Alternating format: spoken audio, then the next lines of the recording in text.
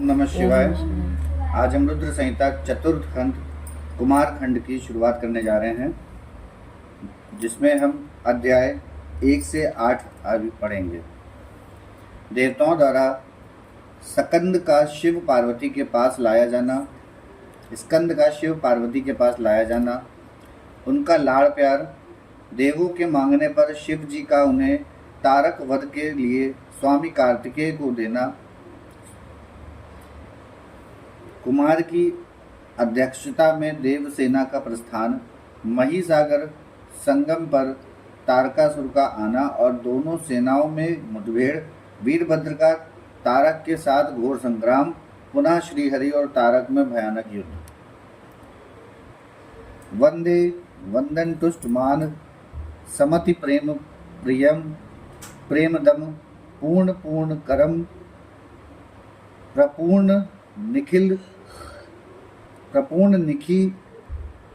निखिल शय वश्य याकवासम शिवम सत्यम सत्यमयम त्रिसत्य विभवम सत्यप्रियम सत्यदम विष्णु ब्रह्मनुतम स्वकीय कृपयोपाक्त कृतिम शंकरम।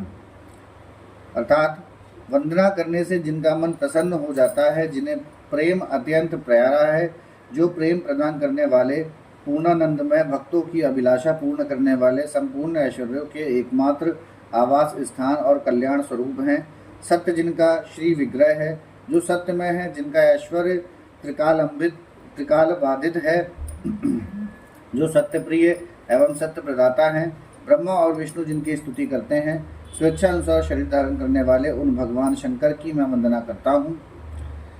श्री नारद जी ने पूछा, देवताओं का मंगल करने वाले देव परमात्मा शिव तो सर्वसमर्थ हैं, आत्मा राम होकर भी उन्होंने जिस पुत्री की उत्पत्ति के लिए पार्वती के साथ विवाह किया था, उनके वह पुत्र किस प्रकार उत्पन्न हुआ तथा तारकासुर का वध कैसे हुआ। ब्राह्मण, मुझ पर कृपा करके यह सारा वृतांत पूर्ण रूप से वर्णन कीजिए। इससे उत्तर में ब्रह्मा जी ने कथा प्रसंग सुनाकर कुमार की गंगा से उत्पन्न होने तथा कृतिका आदि 6 स्त्रियों के द्वारा उनके पाले जाने, उन 6 की संतुष्टि के लिए उनके 6 मुख धारण करने और कृतिकाओं के द्वारा पाले जाने के कारण उनका कार्तिकेय नाम होने की बात कही। तदंतर उनके शंकर गिरिजा की सेवा में लाए जाने की कथा सुनाई। फिर ब्रह्मा जी ने कहा, भगवान शंकर ने कुमार को गोद में बैठाकर अत्यंत स्नेह किया।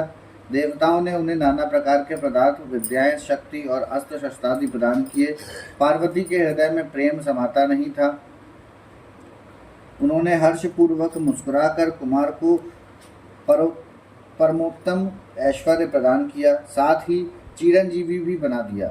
लक्ष्मी ने दिव्य संपत्ति तथा एक विशाल एवं मनोहर हार अर्पित किया। सावित्री ने प्रसन्न होकर सारी सिद्ध विद्याएं प्रदान की। मुनि श्रेष्ठ, इस प्रकार वहां महोत्सव मनाया गया। सभी के मन प्रसन्न थे। विशेषतः शिव और पार्वती के आनंद का पार नहीं था। इसी बीच देवताओं ने भगवान शंकर से कहा, प्रभु, यह तारकासुर कुमार के हाथों ही मारा जाने वाला है, इसीलिए ही यह उत्तम चरित घटित हुआ है। अतः हम लोगों के सुखार्थ उसका काम तमाम करने के हेतु कुमार को आज्ञा दीजिए। हम लोग आज ही अस्त्र शस्त्र से सुसज्जित होकर तारक को मारने के लिए रण यात्रा करेंगे। ब्रह्मा जी कहते हैं, मुने, यह सुनकर भगवान शंकर का हृदय दयार्द्र हो गया। उन्होंने उनकी प्रार्थना स्वीकार करके उसी समय तारक का वध करने के लिए अपने पुत्र कुमार को देवताओं को सौंप दिया। फिर तो शिव जी की आज्ञा मिल जाने पर ब्रह्मा, विष्णु आदि सभी देवता एकत्र होकर गुह को आगे करके तुरंत ही उस पर्वत से चल दिए। उस समय श्रीहरि आदि देवताओं के मन में पूर्ण विश्वास था कि ये अवश्य तारक का वध कर डालेंगे। वे भगवान शंकर के तेज से भावित हो कुमार के सेनापतित्व में तारक का संहार करने के लिए आए। उधर महाबली तारक ने जब देवताओं के इस महायुद्धों की युद्धयोग को सुना तब वह भी एक विशाल सेना के साथ देवों से युद्ध करने के लिए तत्काल ही चल पड़ा। उसकी उस विशाल वाहिनी को आती देख देवताओं को परम विस्मय हुआ। फिर तो वे बलपूर्वक बारंबार सिंहनाद करने लगे। उसी समय तुरंत ही भगवान शंकर की प्रेरणा से विष्णु आदि संपूर्ण देवताओं के प्रति आकाशवाणी हुई। आकाशवाणी ने कहा, देवगण, तुम लोग जो कुमार के अधिनायकत्व में युद्ध करने के लिए उद्यत हुए हो, इससे तुम संग्राम में दैत्य को जीतकर विजयी होगे। ब्रह्मा जी कहते हैं, मुने, उस आकाशवाणी को सुनकर सभी देवताओं का उत्साह बढ़ गया। उनका भय जाता रहा और वे विरोचित गर्जना करने लगे। उनकी युद्ध कामना बलवती हो उठी और वे सब के सब कुमार को अग्रणी बनाकर बड़ी उतावली के साथ महीसागर संगम को गए। उधर बहुसंख्यक असुरों से घिरा हुआ वह तारक भी बहुत बड़ी सेना के साथ शीघ्र ही वहां आ धमका, जहां वे सभी देवता खड़े थे। उस असुर के आगमन काल में प्रलयकालीन मेघों के समान गर्जना करने वाली रणभेरियां तथा अनन्य कर्कश शब्द करने वाले रणवाघ बज रहे थे। उस समय तारकासुर के साथ आने वाले दैत्य ताल ठोकते हुए गर्जना कर रहे थे।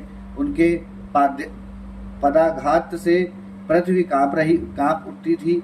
उस अत्यंत भयंकर कोलाहल को सुनकर भी सभी देवता निर्भय ही बने रहे। वे एक साथ मिलकर तारकासुर से लोहा लेने के लिए डटकर खड़े हो गए। उस समय देवराज इंद्र कुमार को गजराज पर बैठाकर सबसे आगे खड़े हुए। वे लोकपालों से घिरे हुए थे और उनके साथ देवताओं की महती सेना थी। तत्पश्चात कुमार ने उस गजराज को तो महेंद्र को ही दे दिया और वे स्वयं एक ऐसे विमान पर आरूढ़ हुए जो परमाश्चर्य जनक तथा नाना प्रकार के रत्नों से सुशोभित था। उस समय उस विमान पर सवार होने से सर्वगुण संपन्न महायशस्वी शंकर पुत्र कुमार उत्कृष्ट शोभा से संयुक्त होकर सुशोभित हो रहे थे। उन पर परम प्रकाशमान चंवर डुलाए जा रहे थे। इसी बीच बलाभिमानी एवं महावीर देवता और दैत्य क्रोध से विह्वल होकर परस्पर युद्ध करने लगे। उस समय देवताओं और दैत्यों में बड़ा घमासान युद्ध हुआ। क्षण भर में ही सारी रणभूमि रुंड मुंडों से व्याप्त हो गई। तब महाबली तारकासुर का बहुत बड़ी सेना के साथ देवताओं से युद्ध करने के लिए वेग पूर्वक आगे बढ़ा।